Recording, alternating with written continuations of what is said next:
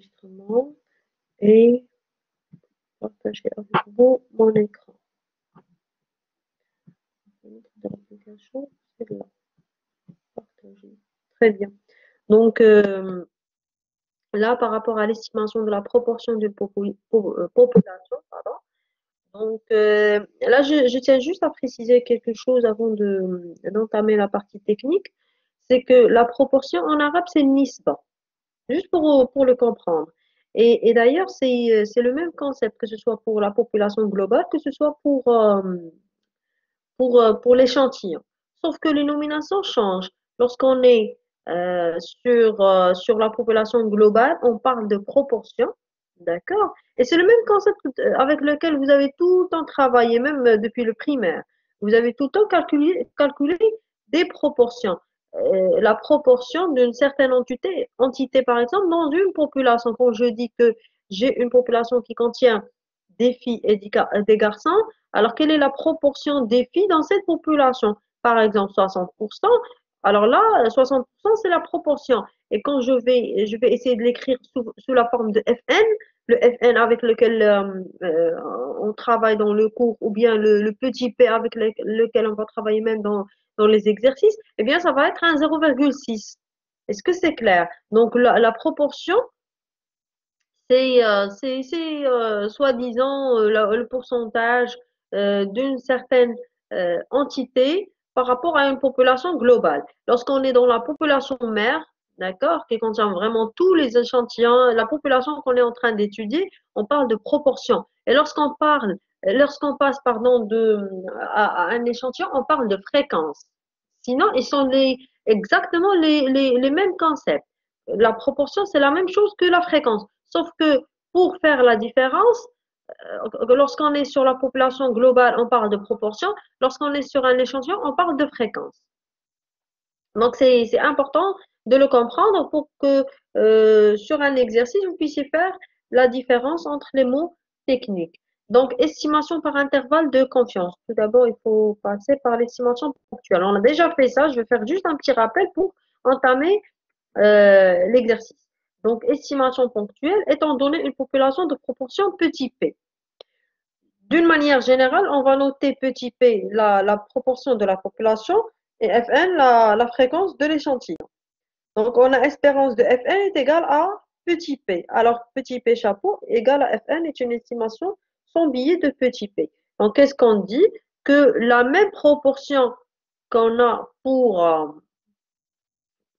la population globale, eh bien, son espérance est égale à petit p. D'accord? L'espérance de Fn, la fréquence de l'échantillon, est égale à petit p. La variance de cet estimateur, la variance de Fn, est égale à petit p facteur de 1 moins p divisé par n. Et bien sûr, son écart type, c'est la racine de la variance. Donc, vous allez faire la racine de cette formule-là. Maintenant, estimation par intervalle de confiance. L'estimation par intervalle de confiance d'une proportion petit p consiste à déterminer les bornes x1 et x2. Juste pour vous expliquer qu'est-ce qu'on est en train de chercher. Donc là, on a un échantillon. Et sur cet échantillon, on connaît la valeur de Fn. Ce qu'on est en train de chercher, c'est le petit p. Alors, pour cet échantillon, la fréquence, elle est petit fn. Donc, quelle est la valeur de petit p, la proportion de la population globale? C'est ce qu'on est en train de chercher. Et donc, on a deux méthodes. On peut soit l'estimer par estimation ponctuelle, c'est-à-dire lui donner une valeur, estimer sa valeur estimer sa valeur par un seul nombre. Et dire que l'espérance de fnc égale à un certain nombre et la variance est égale à une certaine valeur.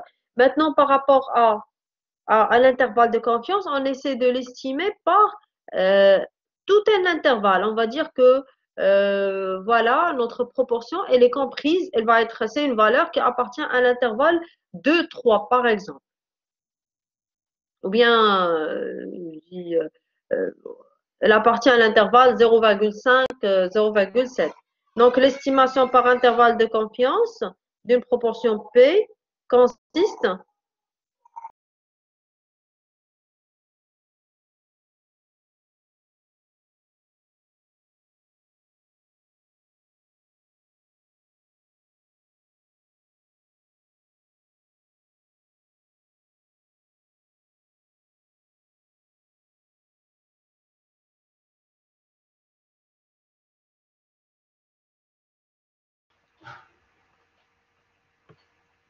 Madame, le son il est coupé.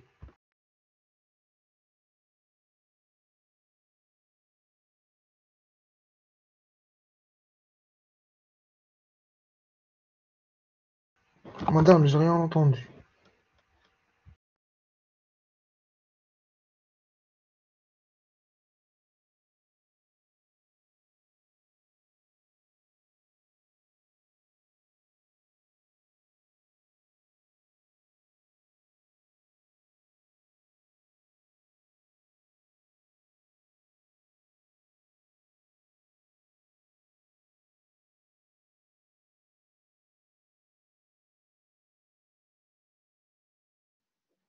Alors, je pense qu'il y avait un problème de sang.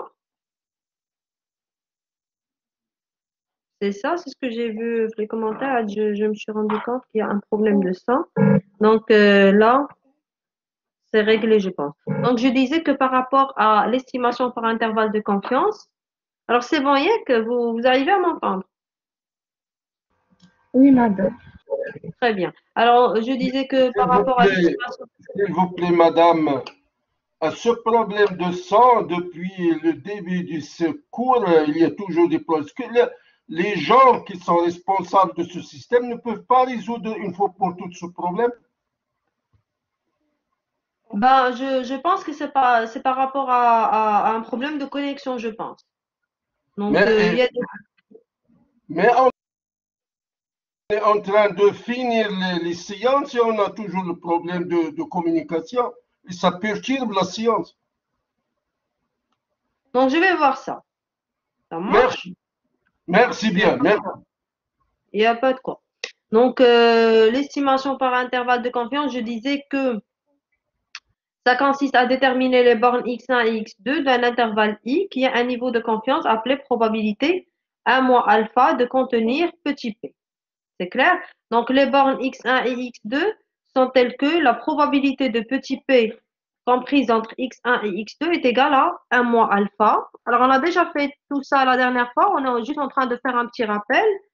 Donc, si n est supérieur à 30 et n fois fn est supérieur à 5, l'intervalle de confiance par rapport à petit p est égal à fn moins z de 1 moins alpha sur 2 fois la racine de fn facteur de 1 moins fn divisé par n. C'est clair? Ça, c'est par rapport à la première borne. Maintenant, pour la deuxième borne, c'est fn. D'accord? Vous allez prendre la même valeur que vous aviez pour la fréquence de l'échantillon. Plus z de 1 moins alpha sur 2 fois la racine de fn facteur de 1 moins fn sur n. Et bien sûr, z de 1 moins alpha, 1 moins alpha pardon, sur 2 et la valeur de la variable normale centrée réduite, appelée quartile. Donc, je vous ai déjà montré la dernière fois comment on fait cette lecture. Et par rapport à alpha, c'est le risque d'erreur. D'ailleurs, dans l'exercice, vous avez soit un niveau de confiance qui est 1 moins alpha, soit vous avez un alpha qui est un risque d'erreur. Donc, à vous de voir si vous êtes devant un niveau de confiance et donc il faut trouver la valeur de alpha, ou bien vous avez directement la valeur de alpha en vous donnant le risque d'erreur. Donc, on va passer à l'exercice 2. L'exercice ou TD2, pardon, et on va voir l'exercice 4.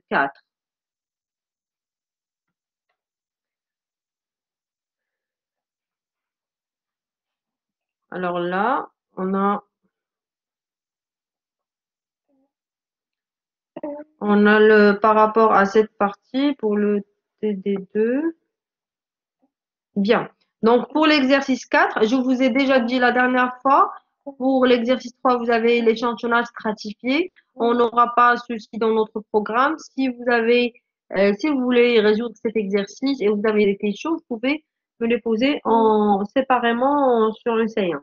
Donc par rapport à l'exercice 4, on a qu'une compagnie fabrique des roulements à billes ayant un poids moyen de 0,638 kg et un écart type de 0,012 kg. Donc, calculer les limites de confiance de l'écart type des poids et de l'eau comprenant 100 roulements chacun, avec un risque d'erreur de 1%. Et avec un risque d'erreur, bien sûr, dans une deuxième question de 5%. Alors, cet exercice comporte sur l'intervalle de confiance de l'écart type. ou bien de l'écart type et on va le faire à travers un calcul aussi de la variance.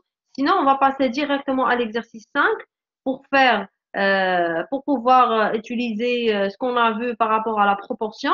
Et lorsqu'on va faire la partie, tout de suite, la partie de l'estimation de la variance, on va revenir à l'exercice 4. D'accord? Donc, par rapport à l'exercice 5, un promoteur désire étudier le nombre de garages qu'il est souhaitable de construire avec un ensemble de logements, afin que les occupants puissent y ranger leurs voitures. Pour cela, il fait effectuer une enquête par sondage auprès d'un échantillon de ménages susceptibles d'habiter ces appartements. Donc, qu'est-ce qu'on fait? On interroge un échantillon de 3238 ménages. On trouve parmi eux 1943 possesseurs d'une voiture. Estimer à partir de cet échantillon la proportion des ménages ayant une voiture. Et bien sûr, là, on nous donne le degré de confiance qui est 99%. Donc, vous pouvez directement comprendre que vous êtes dans le cas de l'estimation, bien sûr, puisqu'on nous dit estimer, c'est clair. Et ensuite, on comprend qu'on est dans le cas de l'estimation de la proportion. Et bien sûr, par intervalle de confiance, ce n'est pas une estimation ponctuelle. Puisque on nous dit un degré de confiance, donc automatiquement, on comprend qu'on a une estimation par intervalle de confiance. Et puisqu'on interroge un échantillon de 3238, on trouve parmi eux 1943 possesseurs d'une voiture. Ceci nous emmène à comprendre qu'on est dans le cas de la proportion.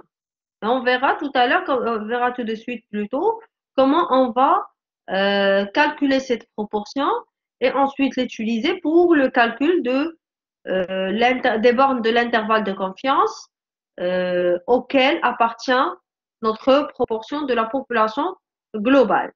Donc, je vais relire la première partie de l'exercice. Donc, on a un promoteur qui désire étudier le nombre de garages qu'il est souhaitable de construire avec un ensemble de logements, afin que les occupants puissent y ranger leurs voitures. Pour cela, il fait effectuer une enquête par sondage auprès d'un échantillon. Donc, il a toute une population qui n'arrive pas à étudier. Qu'est-ce qu'il fait à cette étape? Il prend un échantillon, d'accord, pour lequel il fait effectuer une enquête par sondage, d'accord? Donc, si le ménage a une voiture ou non, afin qu'il puisse estimer, bien sûr, par rapport au garage, ce qu'il faut avoir comme surface, par exemple, ou peu importe. Donc, pour la deuxième question, pour la première question, on interroge un échantillon de 3238 ménages. Donc, qu'est-ce qu'on va faire? On va prendre qu'un échantillon de 3238 ménages et on va trouver qu'il y a 1943 personnes qui disposent d'une voiture. On va essayer d'estimer maintenant la proportion des personnes qui disposent d'une voiture dans la population globale. C'est ce qu'on est en train de chercher. Donc, on va essayer d'estimer ça à partir d'un intervalle de confiance. Donc, on va dire que voilà, le nombre de personnes qui ont une voiture est à peu près, par exemple, appartient à l'intervalle tel et tel. L'intervalle qu'on va déterminer nous-mêmes. Donc, directement exercice 5, on va revenir après à l'exercice 4. Alors, pour ceci, on va passer à l'exercice 5. Très bien. L'estimation ponctuelle de la proportion des personnes ayant une voiture, d'après les données du premier échantillon, est petit p qui est égal à 1943 divisé par 3238. Et d'ailleurs, vous pouvez le voir lorsque, par exemple, d'une manière générale, vous avez à calculer une certaine proportion, vous divisez le nombre d'individus ou bien d'objets que vous avez par le nombre total que vous avez de ces objets ou de ces individus afin d'avoir la proportion de ces individus ou bien ces objets. Donc, pour notre cas, on a l'échantillon, il contient 3238 personnes et donc la proportion des personnes ayant une voiture c'est 1943 divisé par 3238. Ça va nous donner un 0,6. J'espère que c'est clair par rapport à cette partie.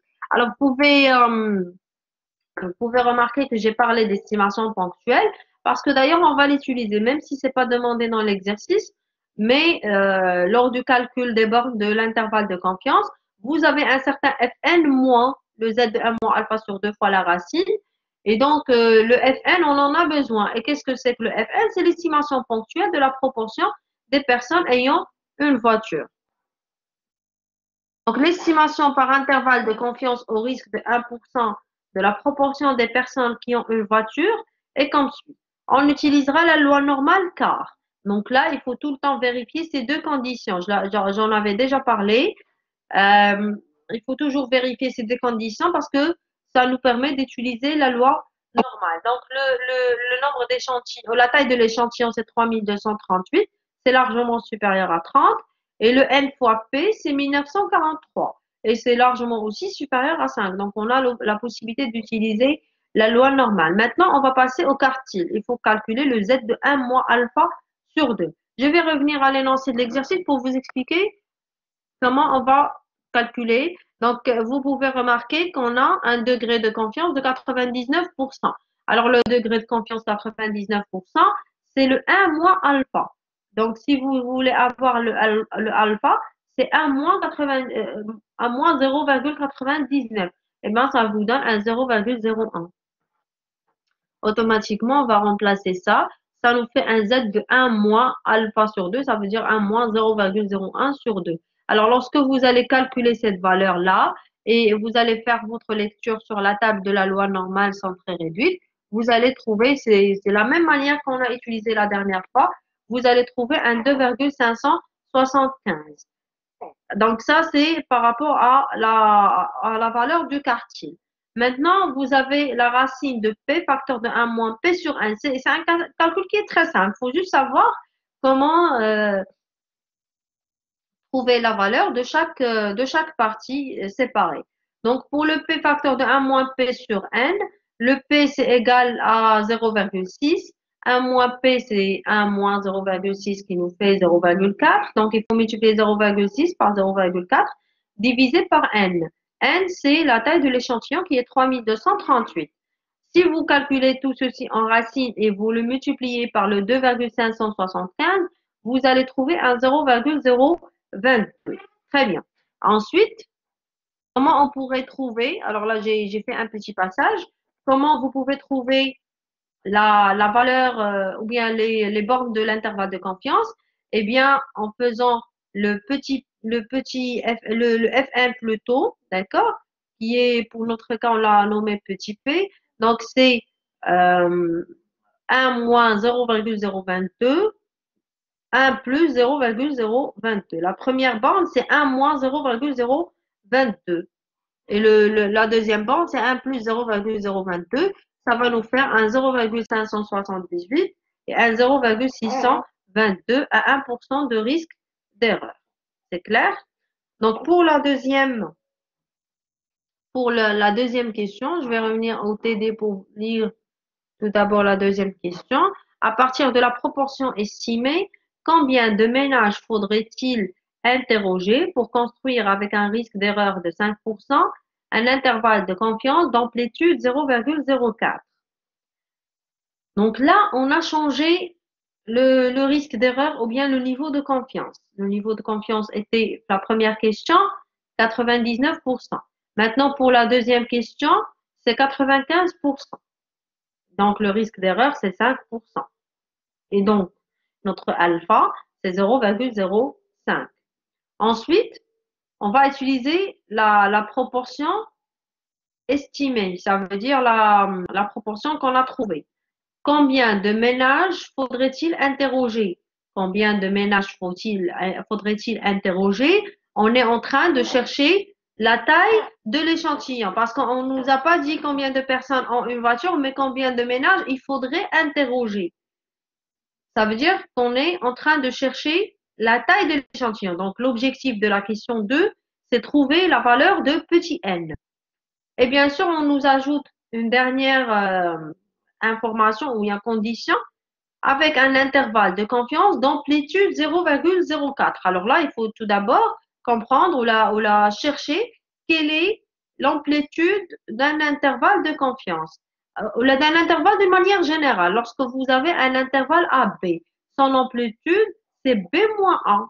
C'est clair? Et d'ailleurs, je vous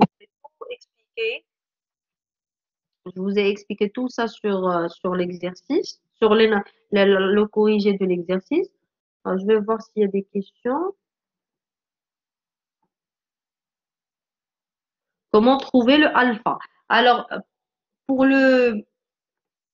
Oui, très bien. Yes, c'est x2 moins x1. Voilà, c'est l'amplitude.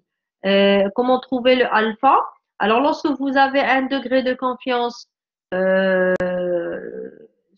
par exemple 95%, ce 95% est égal à 1 moins alpha. D'accord? Alors, le 1 moins alpha, c'est 95%, ça veut dire 0,95. Maintenant, tu peux trouver le alpha en faisant la résolution de ton équation. Donc, le alpha est égal à 1 moins le 0,95. Ça dépend. Si vous avez, on vous dit que le risque d'erreur, c'est 1%. Automatiquement, vous prenez que le alpha, c'est 0,01. Pour le risque d'erreur, si vous avez un risque d'erreur qui est égal à 95%, ça veut dire que le 1 moins alpha est égal à 0,95. Et donc, le alpha, c'est 1 moins 0,95.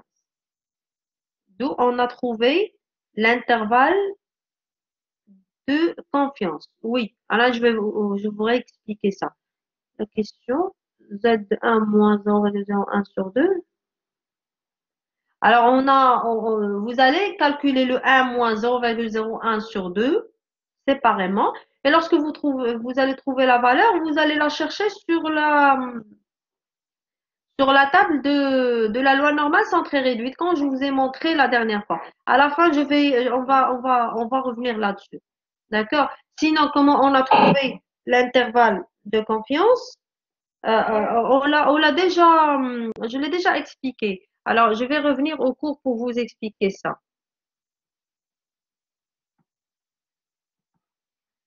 Alors, chapitre 3, très bien. Alors, vous avez le Fn, ça c'est la formule générale de l'intervalle de confiance. Vous avez Fn moins Z de 1 moins alpha sur 2 racine de Fn 1 moins Fn sur n. Cette partie-là, on l'a calculée séparément. Je vais revenir là-dessus pour vous montrer. Voilà. Vous l'avez ici. On l'a calculé. On a trouvé 0,022. Le Fn, c'est quoi? C'est la valeur qu'on avait trouvée au tout début. 0,6. C'est clair? Donc, on va appliquer notre formule. Le Fn, c'est 0,6. La partie qu'on a ici, c'est 0,02. Donc, 0,6 moins 0,02 nous a donné cette valeur. 0,578. Et pour la deuxième partie, qu'est-ce qu'on fait généralement? Qu'est-ce qu'on fait? Alors, on fait le Fn plus, c'est 0,6 plus la partie.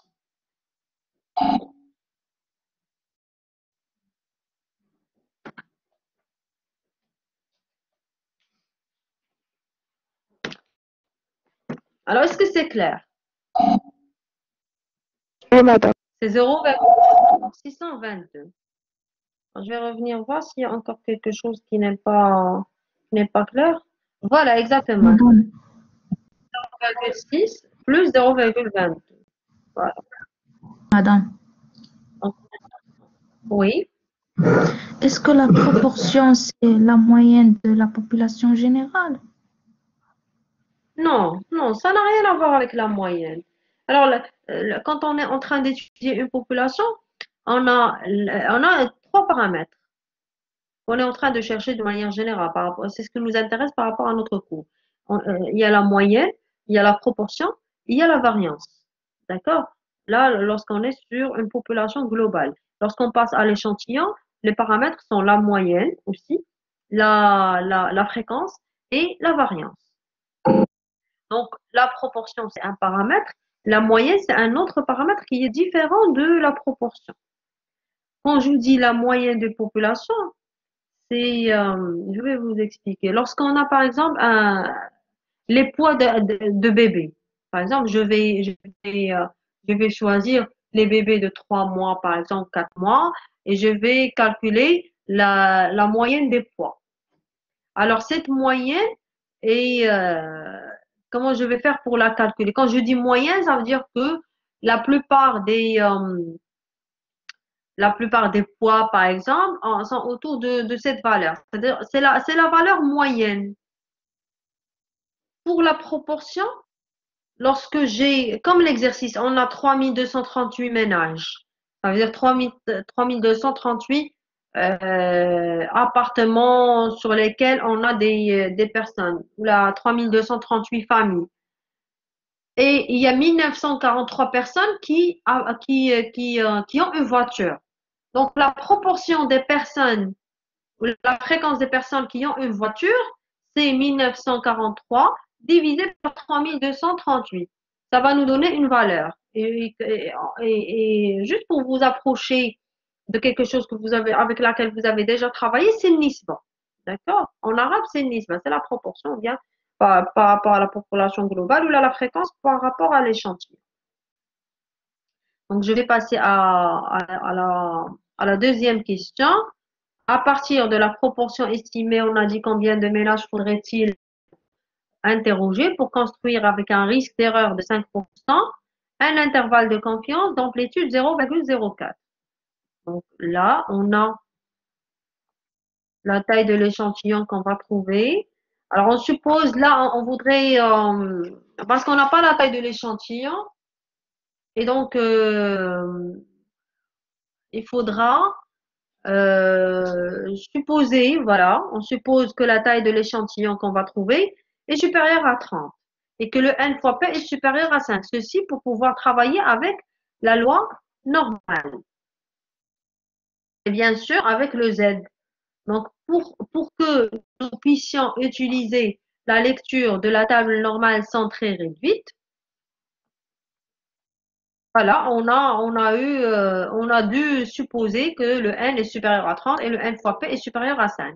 Maintenant, par rapport au quartile, on a déjà, si vous revenez à l'exercice, on a déjà un risque d'erreur de 5%.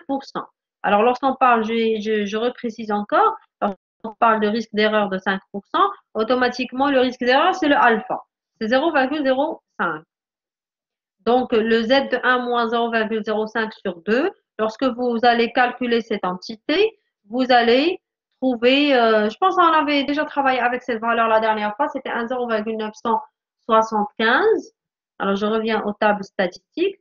0,975. Si vous cherchez un 0,975 sur cette partie-là, j'espère que vous puissiez voir avec moi la table statistique. Alors, 0,975, on cherche à l'intérieur.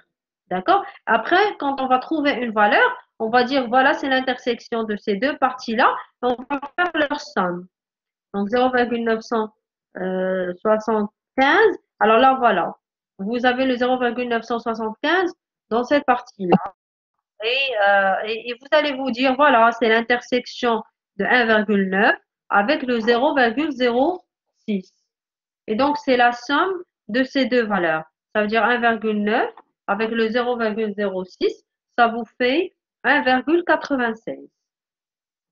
Alors, on revient à la correction et vous allez le remarquer, c'est 1,96 et c'est la valeur avec laquelle on va travailler pour le calcul des bornes de notre, non, pour bien sûr, pour la taille de l'échantillon. Alors, madame, est-ce qu'on peut trouver une valeur aussi exacte dans cet intervalle? Eh bien, non. À quoi sert d'abord un intervalle de confiance? Eh bien, c'est pour nous donner une idée sur la valeur, d'accord? La valeur de la proportion, mais pas la valeur exacte. On est en train de chercher c'est-à-dire une approximation de la valeur.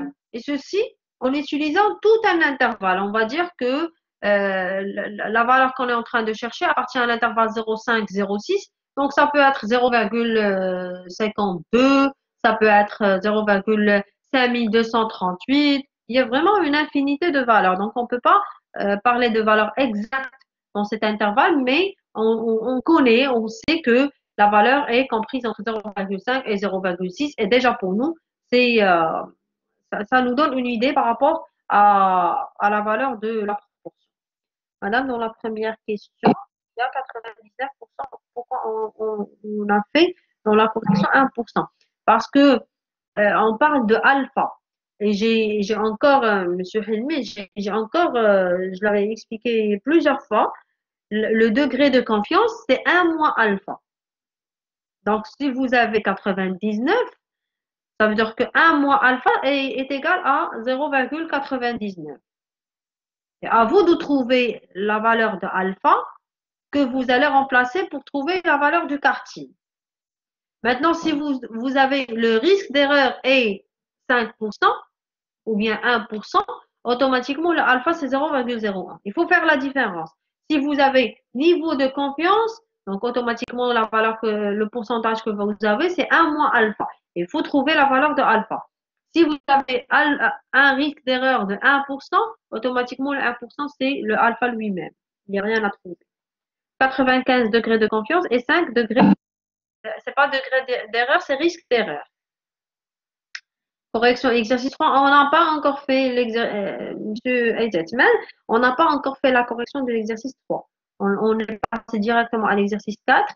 Après, on va revenir à l'exercice 3. Alors, attendez.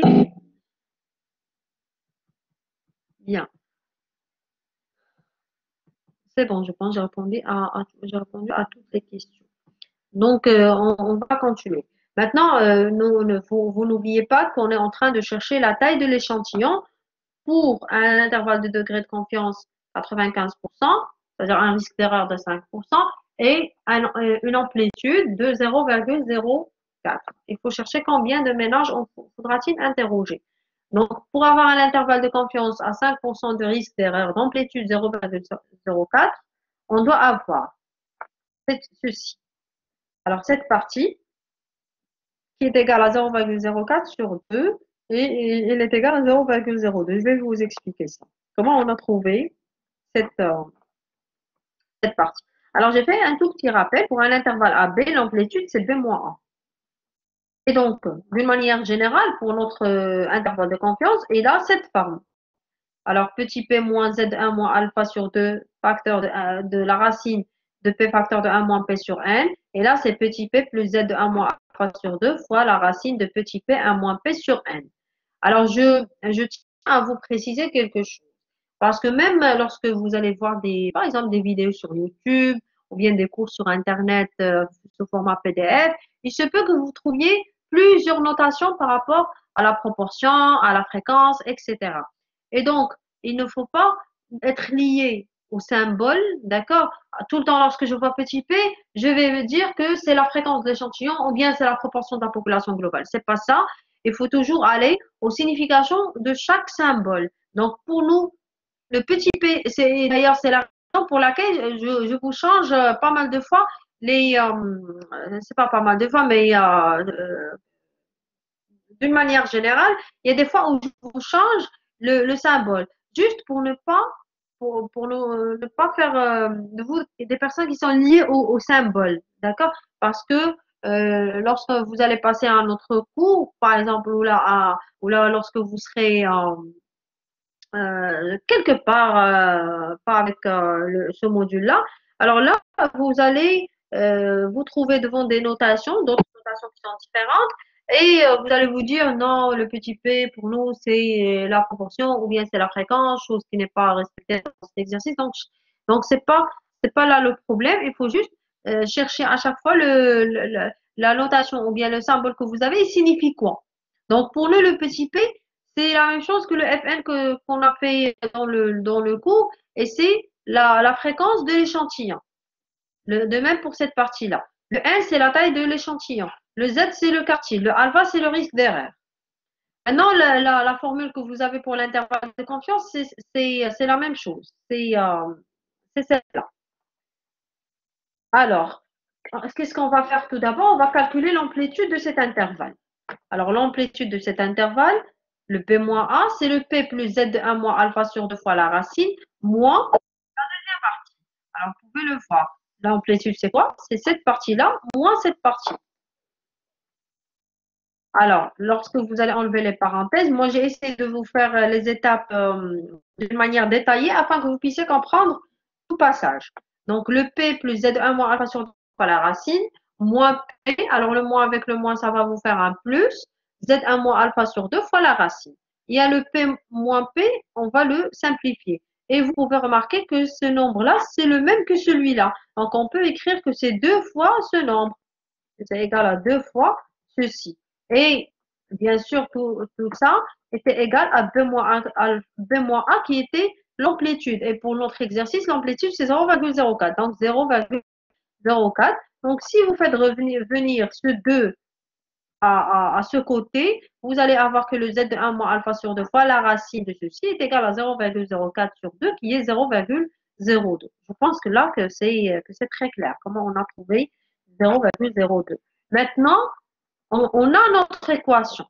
Le Z de 1 moins alpha sur 2, on l'a déjà trouvé. On a dit que c'est 1,96.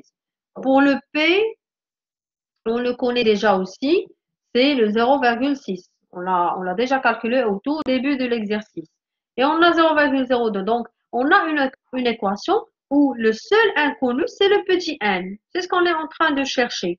Et donc, il faudra faire des passages pour pouvoir libérer ce petit n et avoir un n qui est égal à une certaine valeur. Donc, pour pouvoir faire ceci, il faut tout d'abord enlever la racine carrée. Pour pouvoir l'enlever, on va passer au carré. Donc, le Z1 moins alpha sur 2 au carré fois le P facteur de 1 moins P sur N est égal à 0,02 au carré. Donc, si on fait un carré sur cette partie-là, il faut le faire mais de même pour celle-là. Ensuite, vous pouvez, j'ai dit, nous, on est en train de faire tout pour pouvoir laisser seulement le N sur cette partie-là. Donc, le P facteur de 1 moins P sur N est égal à ceci divisé par le Z de 1 moins alpha sur 2 le tout au carré.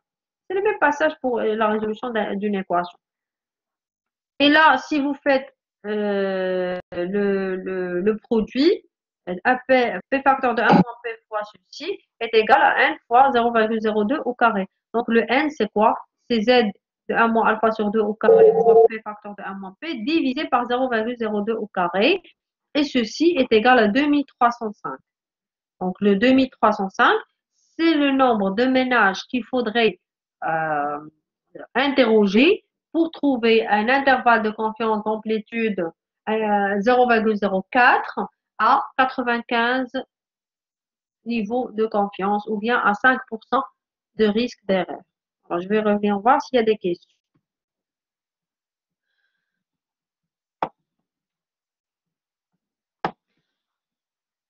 Est-ce que ça signifie Qu'est-ce que ça signifie un estimateur sans biais? Alors, un estimateur sans biais, c'est… tout d'abord, je vais expliquer qu'est-ce qu'un estimateur. Donc, pour nous, on essaie d'estimer la valeur de la proportion de la population globale. Donc, je disais que l'espérance de la fréquence de l'échantillon, c'est la proportion de la population globale. Automatiquement, c'est l'estimateur. Maintenant, pour le sans biais, c'est-à-dire il n'est pas biaisé. N'est pas biaisé, n'est pas erroné, par exemple. D'accord? C'est ça la signification d'un estimateur sans biais. Alors, réviser du chapitre 3. Oui, exact. Alors, madame, quand est-ce qu'on calcule l'amplitude? Alors, on ne la calcule pas d'une manière générale, mais dans cet exercice, on nous a dit que l'amplitude de l'intervalle de confiance doit être 0,04. On nous a précisé l'amplitude de l'intervalle qu'on doit obtenir. Donc, on n'est Madame, pas libre de trouver n'importe, oui, attendez, on n'est pas libre de trouver n'importe quelle deux bornes pour notre intervalle de confiance, mais on nous a dit que l'intervalle de confiance qu'on est en train de chercher devrait avoir une amplitude de 0,04. Ça ne devrait pas dépasser ça. C'est pour ça qu'on l'a pris en considération. Et bien sûr, on était en train de chercher la taille de l'échantillon, mais pas l'intervalle de confiance. Donc la question a changé. Pour la première question, on était en train de chercher l'intervalle de confiance. Mais pour l'amplitude, pour la deuxième question, on était en train de chercher la taille de l'échantillon. Oui, la personne qui voulait prendre la parole oralement. Madame, pour en ce qui concerne le nouveau TD que vous avez envoyé, c'est le même TD que Oui. numéro 2. Oui, attendez, je vais vérifier. Je vous ai envoyé quelque chose de différent. Non, c'est le même. Le nouveau TD numéro 3, c'est le même que le TD numéro 2. Ah bon? Attendez.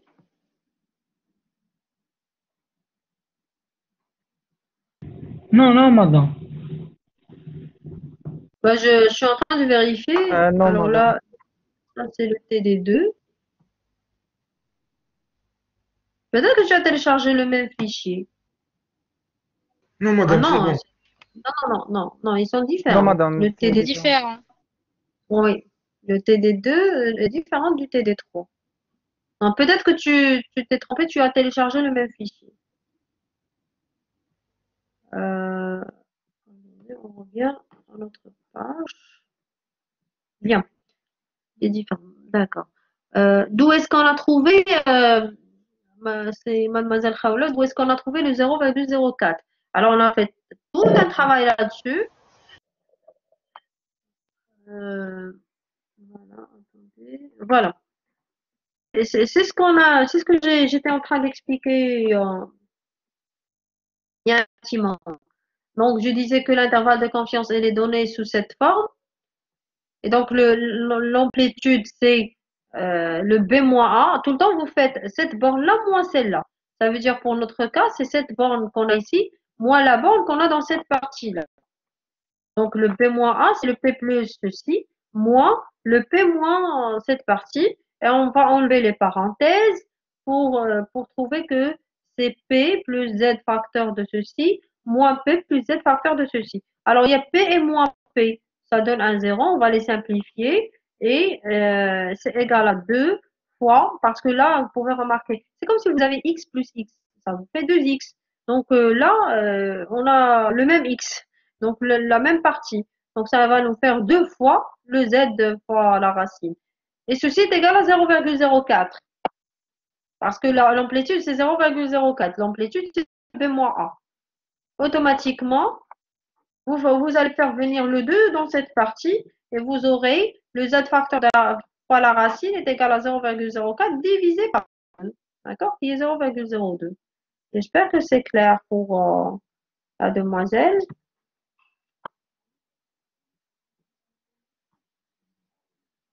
Oui.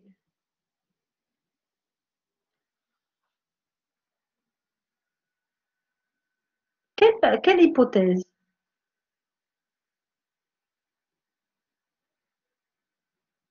Moi, j'ai cru que tu n'as pas compris comment on a obtenu les 0,04 sur 2. Mais là, tu dis que j'ai question sur l'hypothèse qu'on a posée. Quelle hypothèse exactement?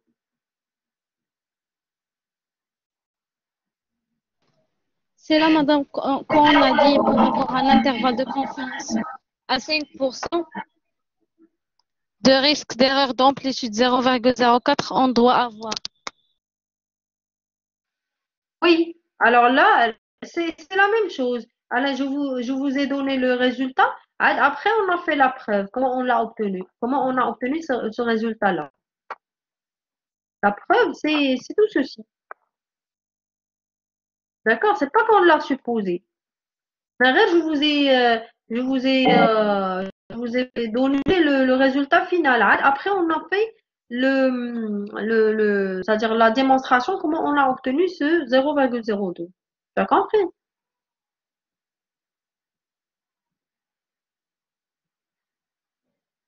Très bien. Alors, donc, c'est bon pour ceci. On a trouvé 2305, j'ai dit. Et donc, le nombre de ménages qu'il faut interroger, qu'il faudrait interroger, c'est 2305 ménages pour pouvoir avoir un intervalle de confiance à 95% de niveau de confiance et avec une amplitude de 0,04. Donc, on trouve bien que n est supérieur à 30 et n fois p est égal à 1883 et il est largement supérieur à 5. Est-ce que c'est clair? On peut passer maintenant à l'estimation de la variance. Alors, pour ce chapitre-là, je tiens à vous préciser qu'on l'a fini. Le chapitre 3, on a fini le support, on n'a pas encore fini le chapitre. Donc, maintenant, suite chapitre 3 et chapitre 4. Alors, pour le chapitre 4, c'est les tests d'hypothèse. Maintenant, pour le chapitre 3, alors, il y a une dernière partie qui reste, c'est l'estimation de la variance de population. Donc, on va le faire et après, on ne va pas passer au chapitre 4 avant d'ajouter encore beaucoup d'exercices qu'on va travailler ensemble pour très bien comprendre que ce soit la partie échantillonnage, que ce soit la partie estimation. Après, au final, on va passer au test d'hypothèse. Et d'ailleurs, les tests d'hypothèse, leur base, d'accord, c'est vraiment la partie échantillonnage et estimation. Alors, si vous avez encore des problèmes, la partie estimation, la partie échantillonnage, ça va être difficile de travailler le quatrième chapitre qui est les tests d'hypothèse. C'est vraiment la base.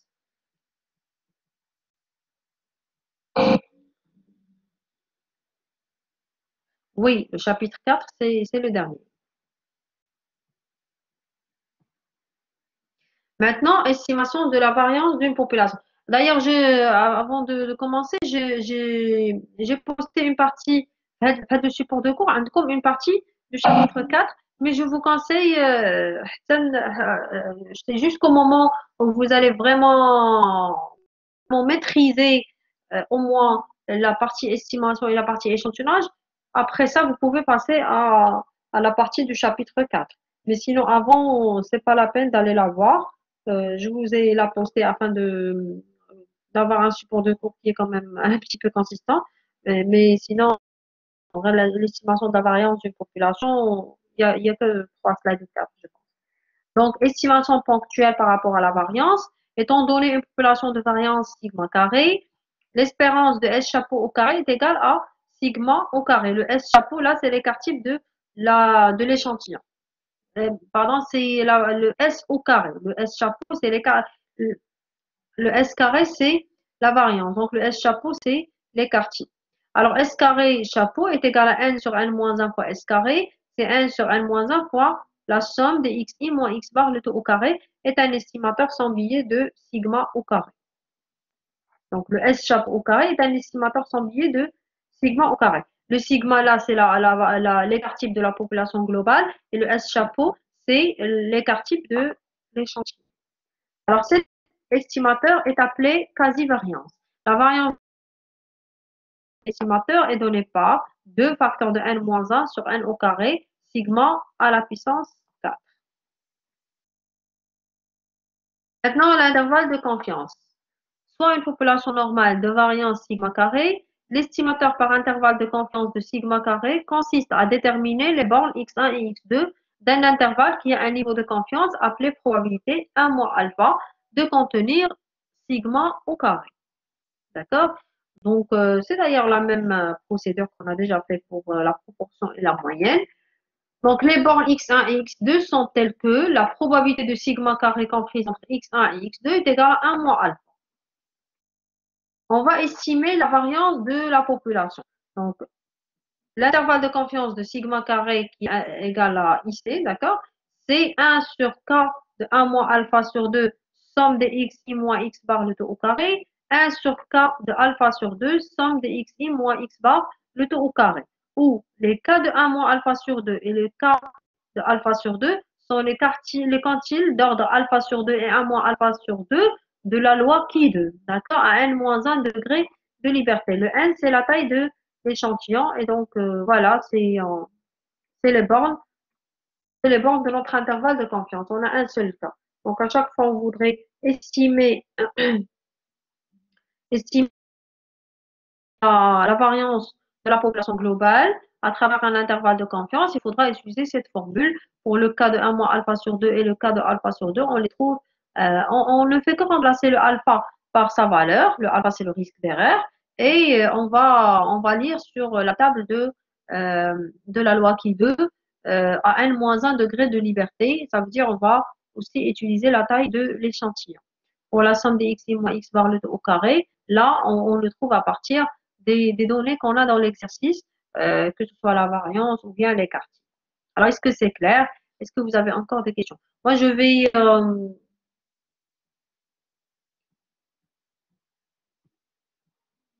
alors là, c'est l'application de ceci. C'est l'exercice, voilà, l'exercice 4.